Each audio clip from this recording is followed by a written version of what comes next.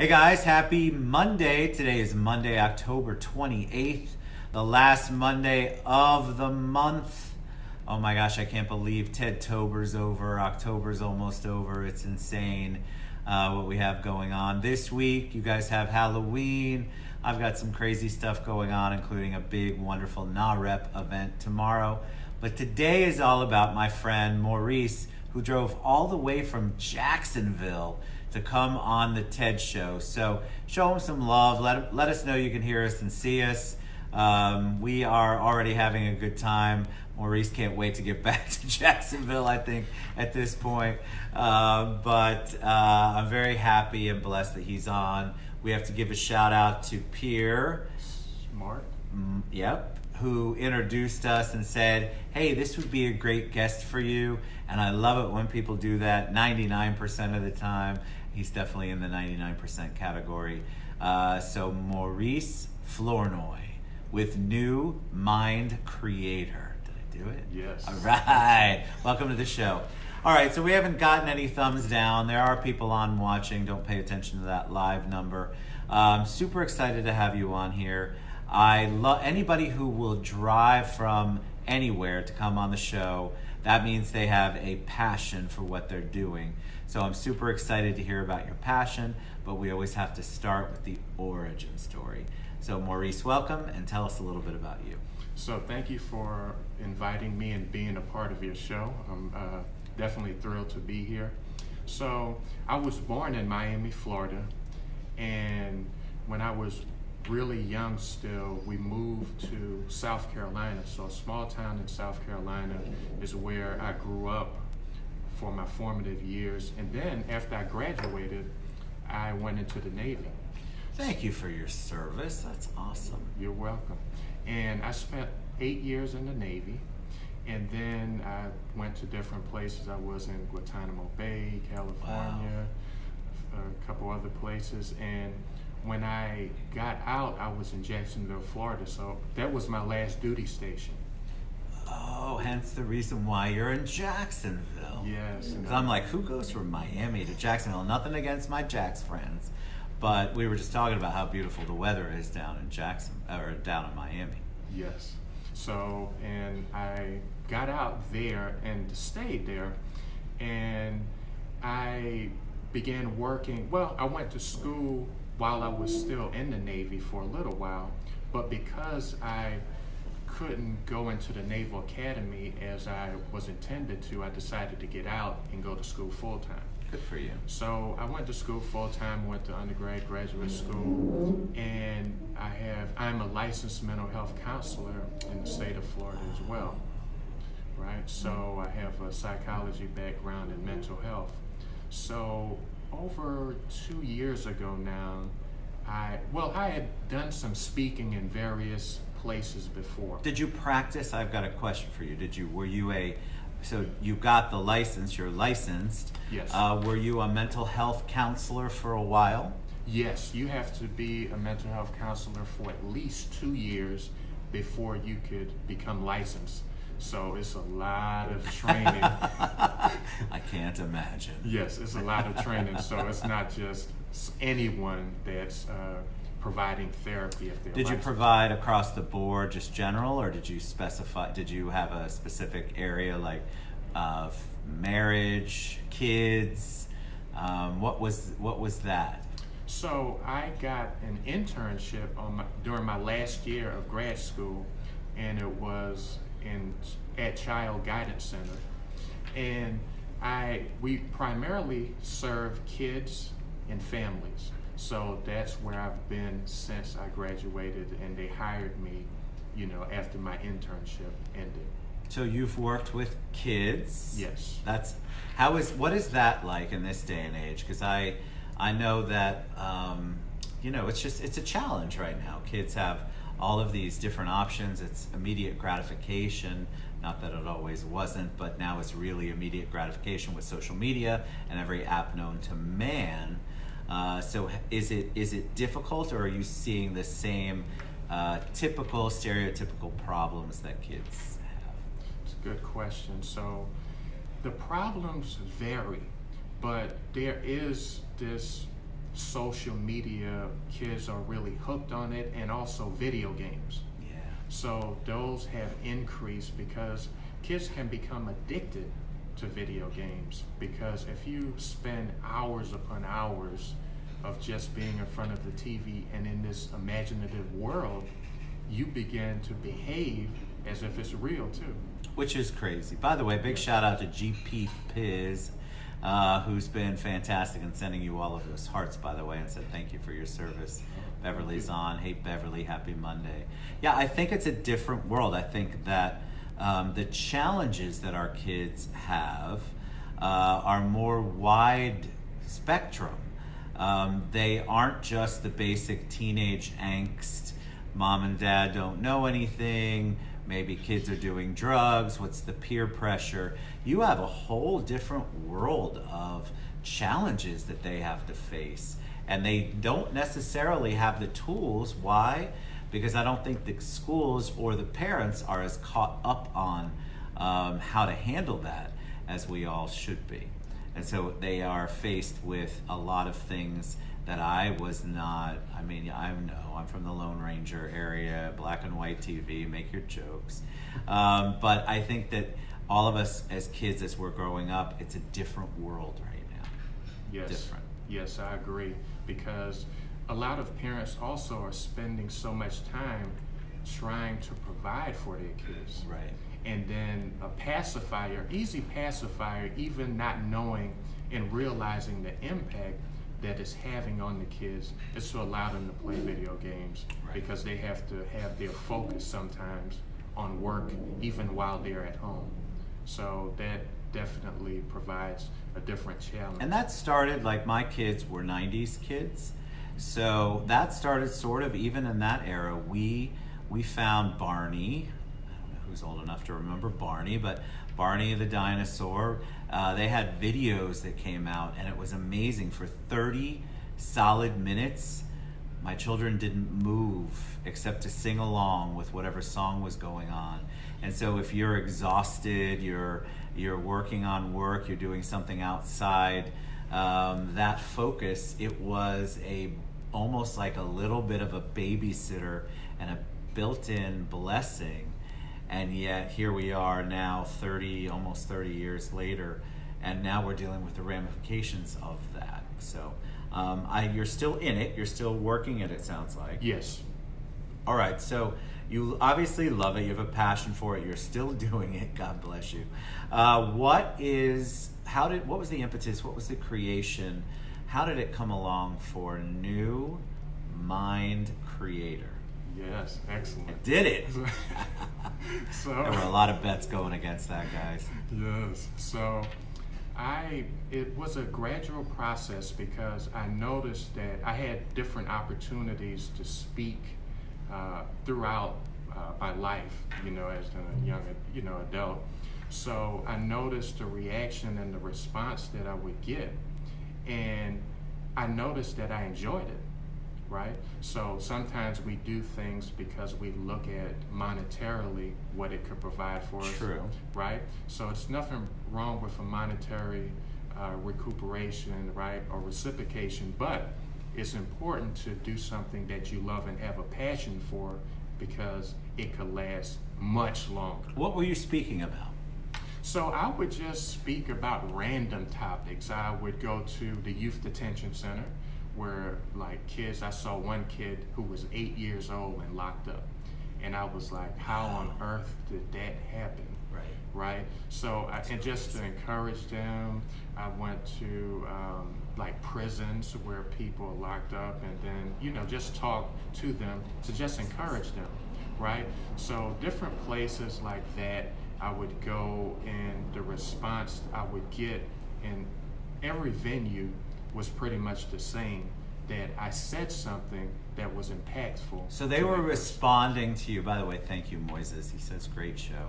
They were responding to you because your message, obviously, like all wonderful messages, clear, authentic, right? So they could, because that age group can smile BS. Anybody can if you really pay attention. But that age group especially that you're dealing, or that particular population that you're dealing with, they can smell BS a mile away. So if you came in there with a holier than thou attitude, or you were preaching something that you didn't believe, they'd be able to tell immediately. So you're sharing your journey, your version of what's going on, your thought process, maybe your insight, and they're responding. Yes. So then you know you've made the connection. That's really what happens when you're a speaker. When your message connects, and you know it, I'm telling you, I've done it. Your message connects, and all of a sudden you see the light bulbs go off in all of the audience, and you're getting that response back. There's nothing more powerful. Why? Because it validates that your message is the right message, and then it validates the thing that we all want as a speaker, is that we want to reach people. We really want to make an impact, which is what Maurice just said on people. So you realize that, right? So now you're in it. Now what do you do next? What show are you discussing? We're not discussing a show, Pat. We're discussing New Mind Creator, which is Maurice's baby, and we're going to learn more about it in a second, but he's talking about speaking to audiences. So, all right, so you have that first connection. Then you go, all right, I got this.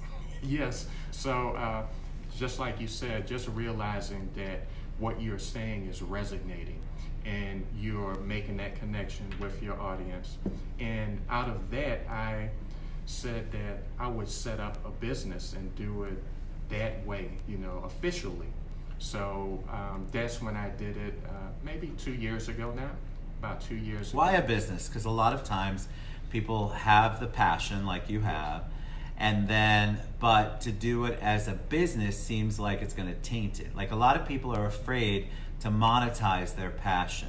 They're afraid that it's going to somehow change their passion, and rightly so, because it does add a different dynamic to it. You're not just doing it for you and for fun anymore. Now you've got this whole money side of it, which adds accountability, both on your end and the people you're delivering the message to. So you decide to do a business, which is a big leap. And what was that like? So once you start asking people to pay you to come give the message that you were giving for free, which is why the TED Show has no sponsors, because it's a very difficult leap to make, right? So you start asking, what was that like? Well, I started giving away free. So I continued on the same trajectory so that it would be more authentic, I believe, because you set it up as a business, it's legit, right? So I wanted that, and also not feeling as though I need money. Right. Because just like you said, if you need money, you will begin to compromise your integrity. Absolutely. Right? So that's something that I never would want to do. So I kept it that way.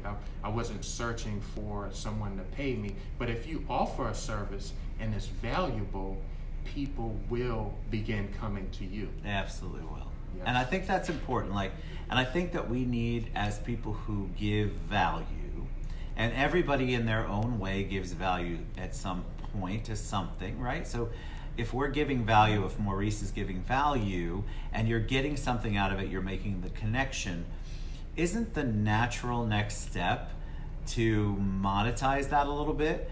I know that as a business owner. Maurice knows that as somebody who wants to do this full time. What happens is your audience goes, oh, I don't want to. I could get that for free. Why would I want to pay Maurice anything for the value that he brought me? One of my biggest challenges and pet peeves and things that we talk about all the time is somehow making that transition so that the audience needs and craves it so much and realizes your value so much that they are willing to pay whatever the price is to get your nuggets of knowledge. Yes, I agree. And so what happens is, what I love about people who are out there trying to speak, you have all these things, if you've seen them on Instagram and Facebook, you want to be a speaker, you want to monetize, come join our program. I mean, these people have no shame in their game, and God bless them. I mean, it's great because they know the need, and they are desperate to fill it, and they find people who are desperate to get their message across. But I love what Maurice said, is that you don't want to compromise that for anything. You don't want to change the message if you've already connected just for money. because then it tends to water down your message. So what does new mind creator mean? So it's primarily it's me dealing with the subconscious mind, because that is the part of our mind that gives us everything, good and bad. So helping people understand that, because everybody wants to improve themselves. Right? So that's what it came out of, the new mind creator. And so what do you give them? Do you give them nuggets from your experience as a counselor, as a Navy vet, just life? What do you talk about that's new? Because when people hear the word new, you're giving them a nugget of something that's going to help them. They're going to take away something from you that is a new way of thinking, is sort of what new mind creator means to me. It's a new way of thinking. It's a different way of thinking. Not maybe for you, but for your audience. Right. So it's giving them the insight and turning on the light, so to speak. Everything that we need is already in our lives, but we just haven't recognized it. So pointing them to the direction. So this is a story about that would help people get a little more understanding, right? So one day there was a frog and a scorpion on the side of the river, and the scorpion was trying to convince the frog to give him a ride to the other side of the river.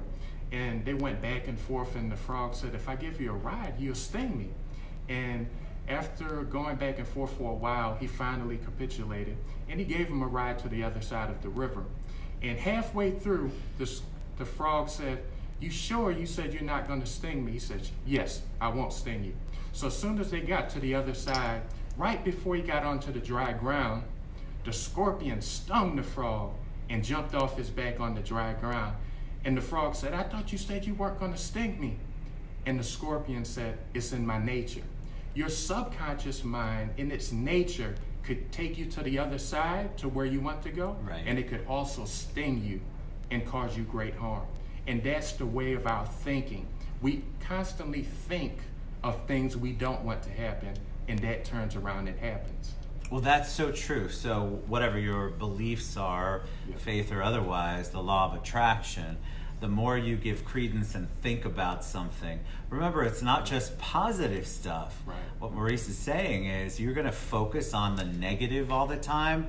Guess what's going to happen? You're going to continue to get the negative. I think that's why when we sometimes identify somebody who's like a naysayer, oh my God, you know the people, we talk about them.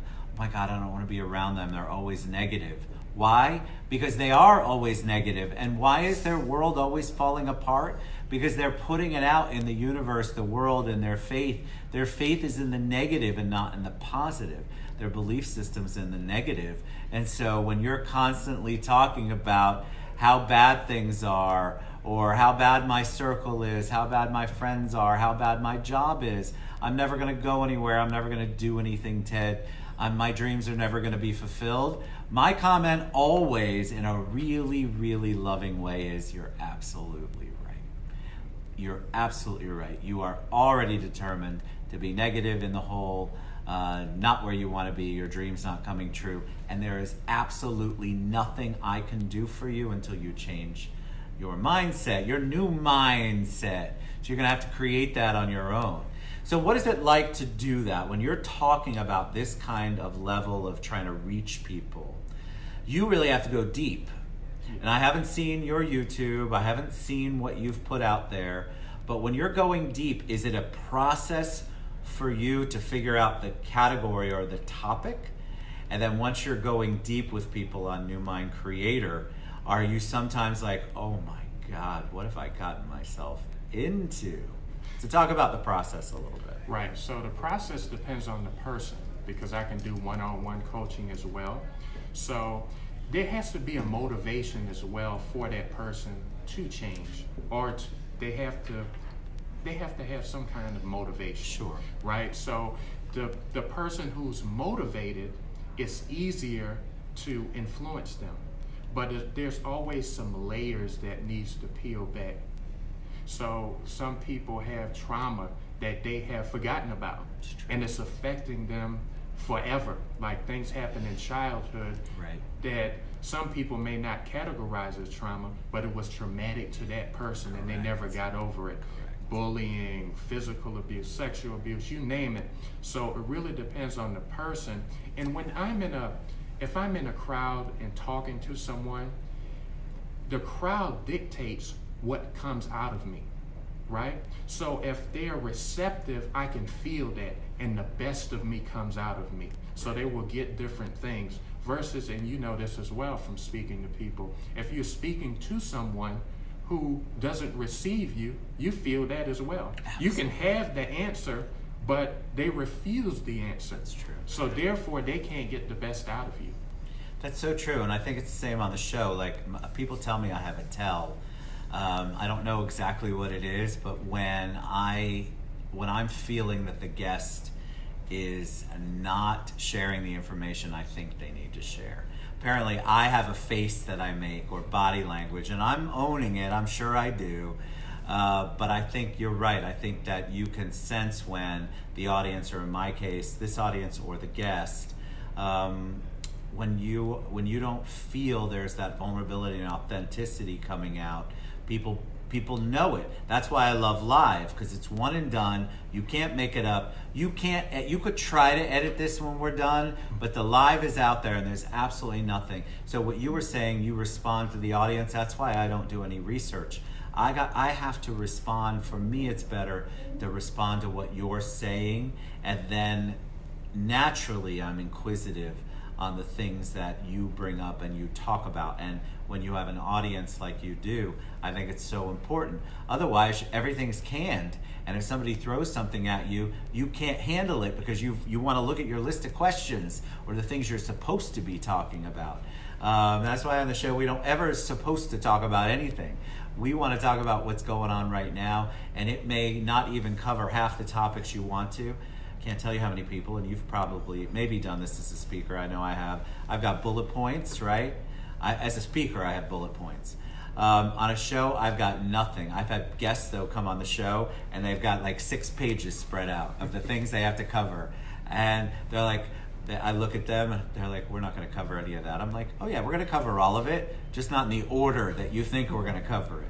But that's just people's nerves, right? All right, so what's the long-range goal? What's the long-range goal? What do you want to do next, and what do you want to do in a year with New Mind Creator? What are your goals? So my goal is to just continue to expand and become an authority, right? So when people think about New Mind Creator, my face pops up, right? So that takes time, of course, right? So just continue to get better and hone my skills the more, because that's the sign of greatness.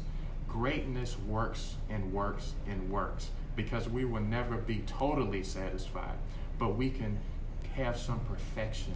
The more we do things, the more we understand, and hearing feedback gives us even more understanding and insight for the people who we are serving. Amen to that.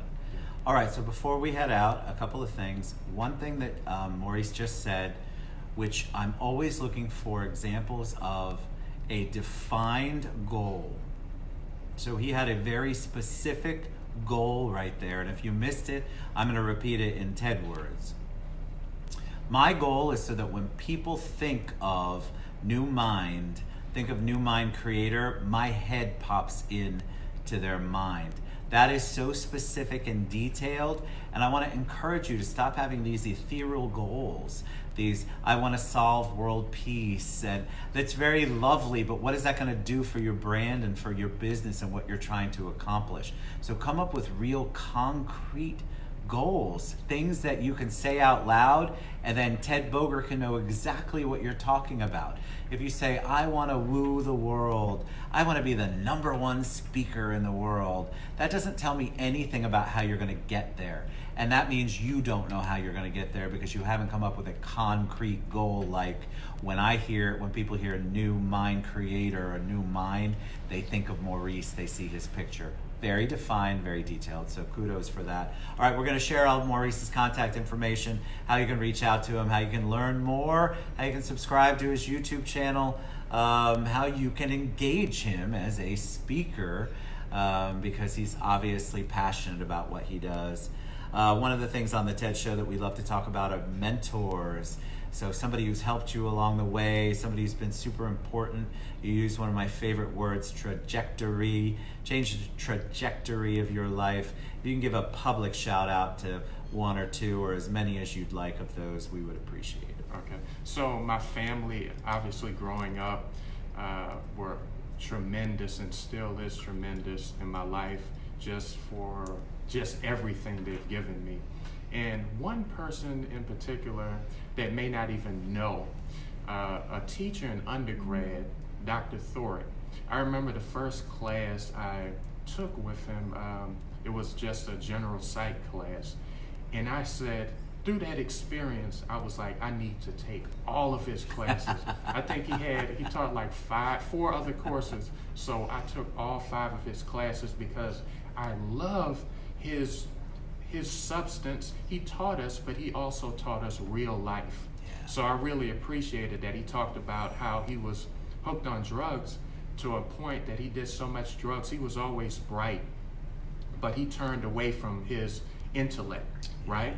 So he began to do drugs, and he did so much drugs until he fell out and he stopped breathing. He had to go to the hospital and be revived. Wow. And out of that experience, he said that he decided to change his life. So he went to school and became a doctor and wrote several books, and that really inspired me. As being in class, he's not only concerned about our school grades, but also as a person and as an individual, you can aspire to become greater. Love that. What school? This was at University of North Florida. All right, UNF. UNF. Yes, I all swear right. yes. That's right. All right, listen. That's awesome. So Dr. Thorick. Yes. Listen, Dr. Thorick. Anybody knows Dr. Thorick? It's so important because I think that people do inspire other people and you don't know it, and it's so good to say it out loud. It's such a good thing to give people kudos. And those of you who are thinking about mentors and haven't made the move, mentor somebody. Could be in the workplace, could be at school, could be anywhere. Go out and find them because they are needed. We need you out in the community. Maurice, thanks for driving all the way down. You're a joy to have on the show. Maurice Flournoy, New Mind Creator. I've tagged the Facebook page. There's also a YouTube page. And then Maurice is also on LinkedIn. We'll get you all that information. Thanks again. You've been great. We'll see you back here soon. We love you guys for the interaction. We'll see you soon. Mwah.